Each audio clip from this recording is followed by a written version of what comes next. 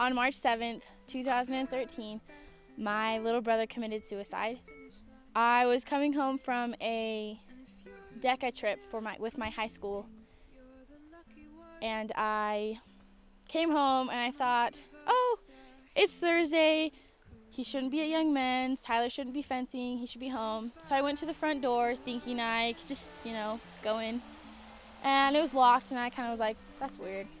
So I walked around to the back, and the first thing that I saw was this hanging thing, what I thought was just a joke from the tree in our backyard.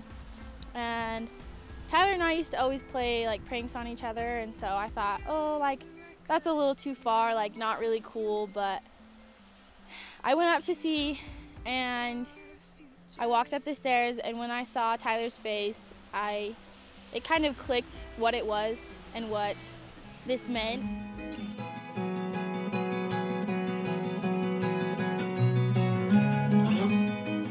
In movies, when they hear crazy screaming and crying, I think it's fake, but the sound that was coming out of my mouth I didn't even recognize my own voice. I was just screaming.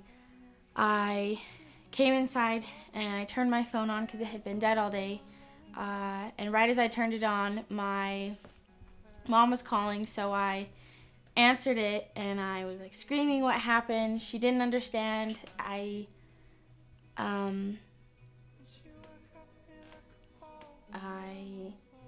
repeated myself 7 or 8 times until she knew what I said. And when she finally got it, my phone clicked off and it was dead.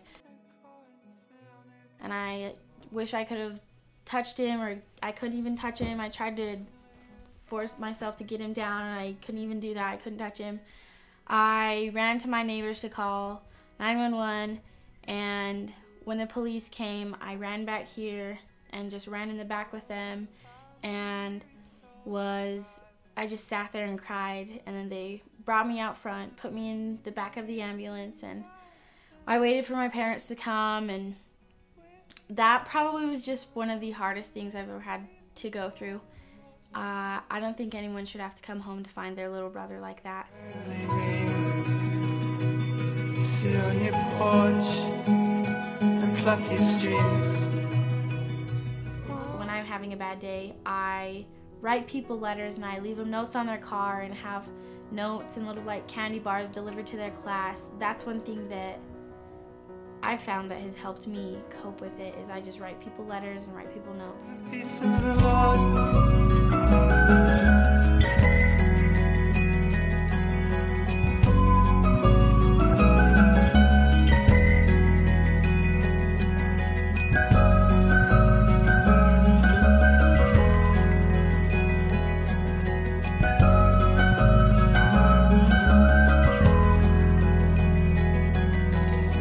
So one thing that's kind of cool about our high school is that we have a Hope Squad dedicated to just helping people and just inspiring hope that there is hope, and there is the sun comes up every day. There is always a tomorrow, and you can always have a fresh start the next day.